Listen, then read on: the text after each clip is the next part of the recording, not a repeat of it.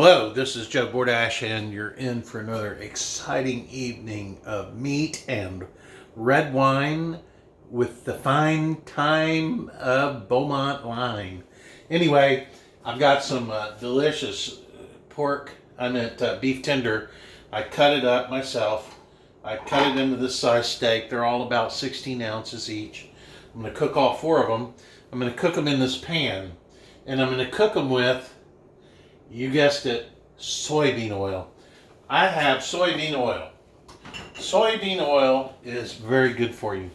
Apparently, soybean oil is a perfect 430 degree flash point oil for cooking meat, chicken, and sometimes fish. It is odorless, flavorless, and completely correct in terms of cholesterol and calorie count for anybody that's wishing for a heart healthy diet on a conscious budget.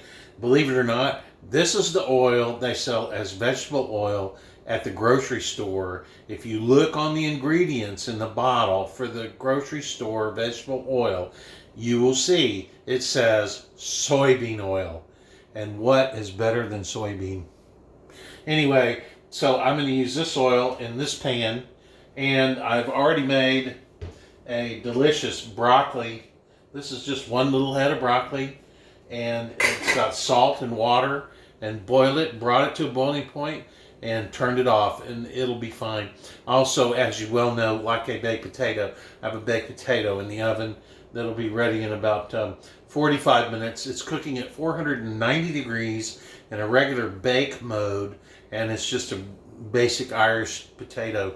But tonight's lesson really is going to be more about the cooking of the meat with the oil so that it comes out to be pretty flavorful. A lot of chefs like to use butter, but I found that butter with my cardiovascular condition is a little bit more painful for me personally after the meal than just using a straight soybean oil. So soybean oil burns clean, it burns good, and it does its job. It keeps the meat lubricated and moist. Now, I have for tonight a wine from Central California. It's called Trina. It's by the same family as the Cabernet Sauvignon that I tested, the Austin Hope Cabernet Sauvignon a few weeks ago. And this is another one of their wine labels at Austin Hope. These guys are from Paso Robles. This is the best wine I've ever drunk. And I have no idea how good this will be, because even though it's from Paso Robles and it's from the Austin Hope Winery, you know, at wineries, even though it says Cabernet Sauvignon, I found out it's only 75% as a minimum.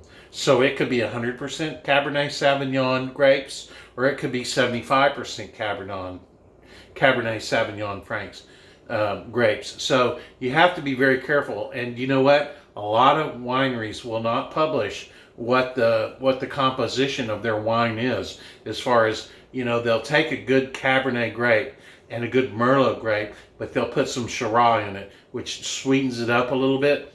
I am still searching for the straight Merlot to find out if I like it.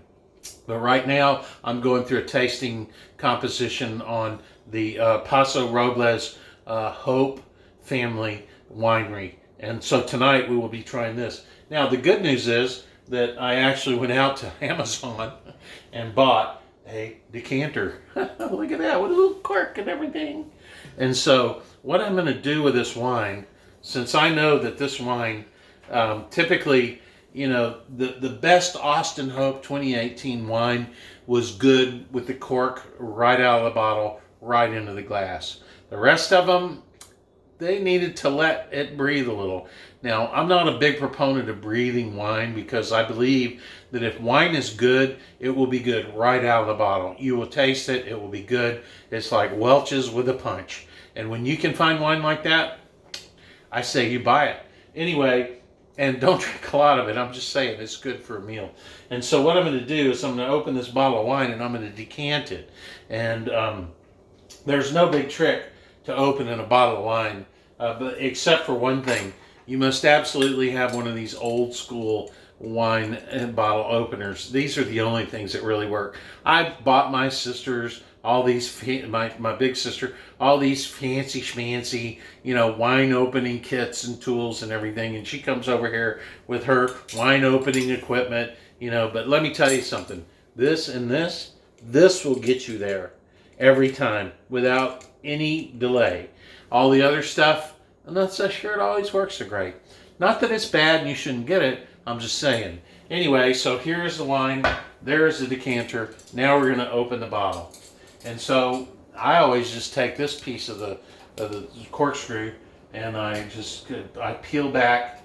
Oh, by the way, if you have a wine that has a screw top on it, you might want to consider taking that one back, because usually good wines have a cork in them. Now, not so true at the winery itself. When you're at the winery and you're drinking the wines from the grapes they're making there that they're not planning to ship anywhere, they'll put the cheapest top on them they can, because they're not going to send them anywhere. They don't need to spend any time anywhere. And so sometimes the screw top wine that you buy at the winery can actually be, I'm sure, pretty good. And we'll be going to California, and we'll be going to Hope Vineyards, and we'll be going to some of their testings so that you can see exactly what I mean, where a screw top wine that's delivered to you at the winery may be just as good as the corked wine that you find in the grocery store or at the liquor store. So to open it, this is just like aluminum foil or tin. I think they use tin for the top. So there we pull off the tin top and we put in the corkscrew. Pretty important to get it right in the middle. That way the cork maintains its integrity. We do this.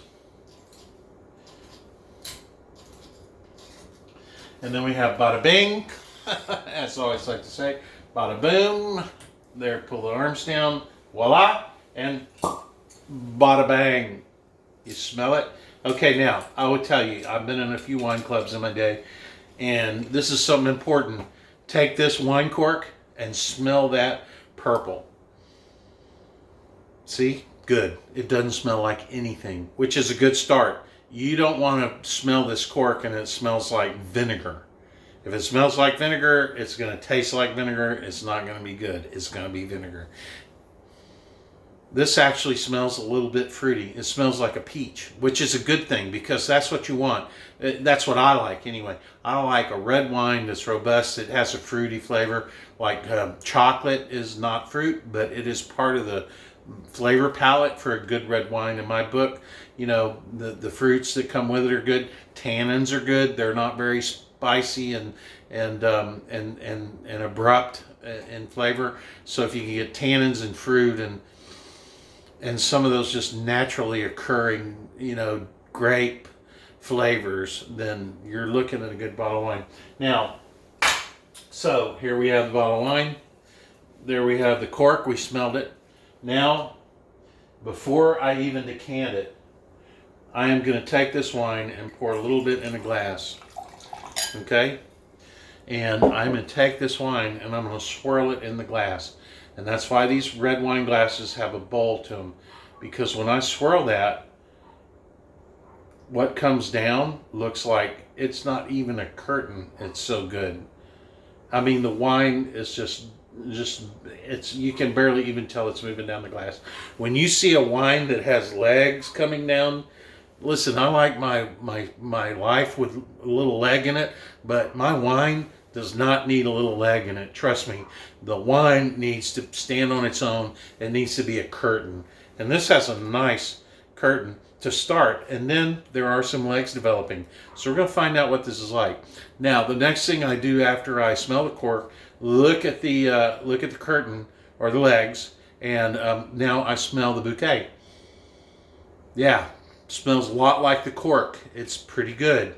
It's not perfect. This one's a little bit bitter. It's got a little bit of tart and a little bit of vinegar in it. So, this is not a high dollar bottle of wine, but this isn't an exercise about finding really expensive wines and spending a lot of money on wine. This is an exercise in having just a little glass of wine when you have dinner with your meat, because it's kind of like a complementary flavor.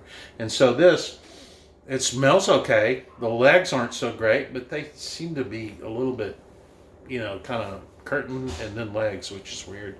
But so I'm going to take a little sip just to make sure it's not vinegar.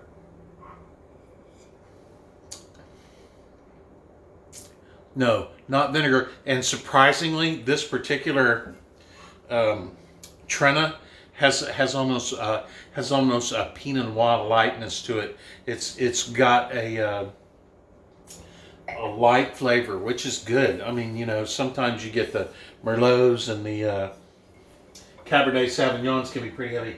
This one's kind of light, but I looked it up, and yeah, it's got a Syrah, and it's got some of these other things in it that lighten up the Merlot and the Cabernet grape a little bit.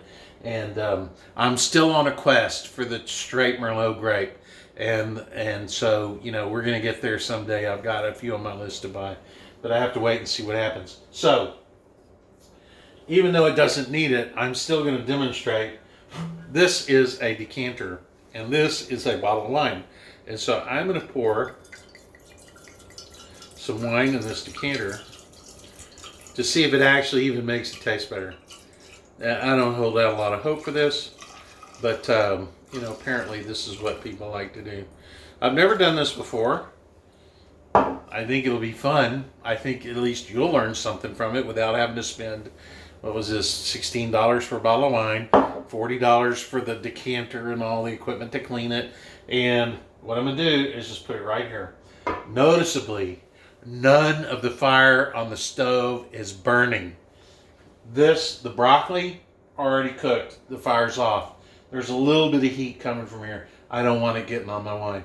When I cook these steaks, trust me, you don't take your great bottle of wine and put it over the refrigerator where all the heat is. You take your great bottle of wine and you put it somewhere in a hidden cellar down in a cabinet someplace where it never sees the light of day. So anyway, I've got the wine decanting, which out of the bottle is even not bad. This Trina Cabernet Sauvignon is not that bad right out of the bottle, which is a good start. And the wine is decanting, and it did pass muster okay, you know, from the initial test. Broccoli is cooked, and it's 6 o'clock. I'm going to eat at 6:30. So all of this can just sit here for about 15, 20 minutes because, you know, I'm going to cook the meat.